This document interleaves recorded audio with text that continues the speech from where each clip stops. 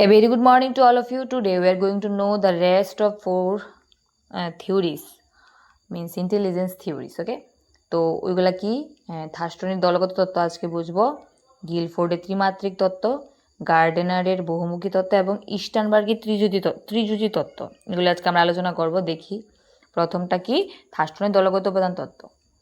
তো থার্স্টনের দলগত উপাদানের তত্ত্ব, এই তত্ত্বকে বলা হয় আবার পিএমএ থিওরি। ক্লিয়ার? এই থার্স্টনের দলগত উপাদান তত্ত্বকে বলা হয় পিএমএ থিওরি। ওনার সম্পূর্ণ নাম হলো লুইস লিওন থর্নডাইক। তিনি 1887 সালের 29শে মে জন্মগ্রহণ করেছিলেন এবং 1955 সালের 29শে সেপ্টেম্বর মৃত্যুবরণ করেন। তিনি ছিলেন আমেরিকান মনোবিজ্ঞানী।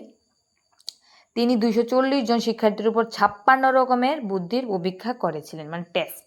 ক্লিয়ার? Intelligent test.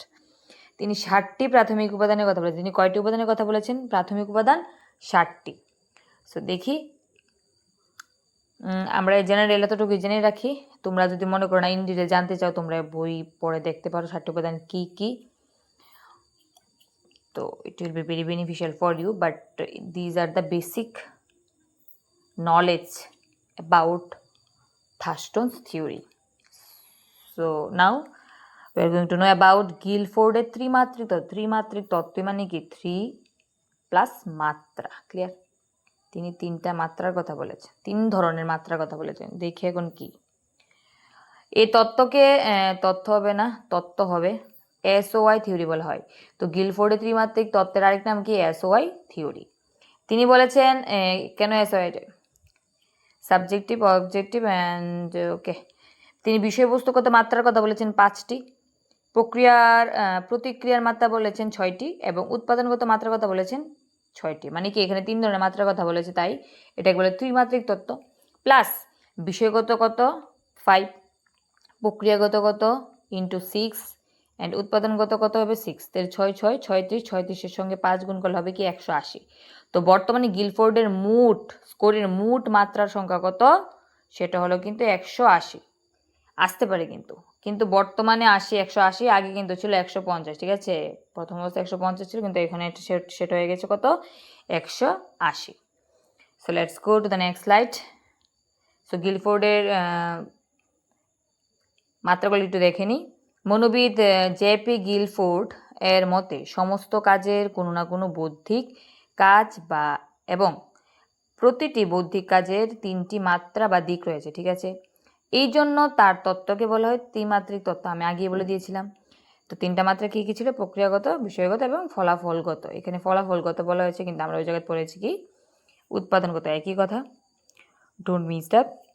নেক্সট, গার্ডনারের বহুমুখী তত্ত্ব। গার্ডনারের বহুমুখী তত্ত্বতে কী বলেছে আমরা দেখি। সম্পূর্ণ নাম হলো হাওয়ার্ড আর গার্ডনার। ঠিক আছে, জন্মগ্রহণ করেছিলেন 1943 সালের 11ই জুলাই। তিনি এখনও বেঁচে আছেন অ্যাকর্ডিং টু দ্য সোর্সেস। আমেরিকার মনোবিজ্ঞানী। তিনি ছিলেন কি উদ্ধাকার মনোবিজ্ঞানী? আমেরিকার মনোবিজ্ঞানী। তিনি এই তত্ত্বের কথা 1983 সালে বলেছিলেন। তিনি ওনার যে তত্ত্বটা কি? এই যে বহুমুখী উপাদান তত্ত্ব, বহুমুখী বুদ্ধি তত্ত্বটার কথা বলেছেন কত সালে? 1983 সালে বলেছিলেন। উনি 7 প্রকারের বুদ্ধির কথা বলেছেন। তিনি কত প্রকার বুদ্ধির কথা বলেছেন? 7। কিন্তু বর্তমানে এই বুদ্ধির সংখ্যা বেড়ে গেছে, সেটা হয়ে গেল কত সংখ্যা? 8। Okay, so let's go to the next slide.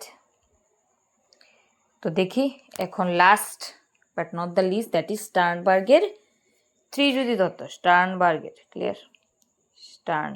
রেফ হবে। স্টার্নবার্গের ত্রিযুজি তত্ত্বতে কি বলা হয়েছে?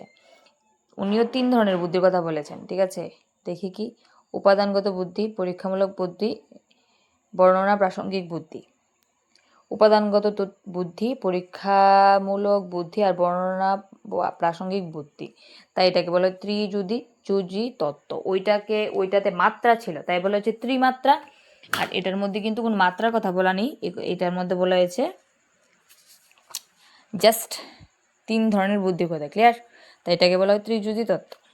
আচ্ছা দেখি, রবার্ট স্টার্নবার্গ সম্পূর্ণ নাম। স্টার্নবার্গের সম্পূর্ণ নাম কি? রবার্ট স্টার্নবার্গ। তিনি গবেষণা করেছিলেন কত সালে? 1980 সালে। তারপরে এই তত্ত্বকে ট্রায়াটিক থিওরি অফ ইন্টেলিজেন্সও বলা হয়। ট্রায়াটিক থিওরি অফ ইন্টেলিজেন্সও বলা হয়। 1985 সালে ওনার বিখ্যাত পুস্তক বিয়ন্ড, এখানে আইকিউ হবে, প্রায়োরিটি থিওরি অফ হিউম্যান ইন্টেলিজেন্সে প্রকাশ করেন ওনার এই তত্ত্বটাকে। Clear? So I hope you have clear about all the theories of intelligence. Thank you so much. Thank you all of you. Do support, be well, and best wishes for your upcoming exam. Once again, thanks a lot.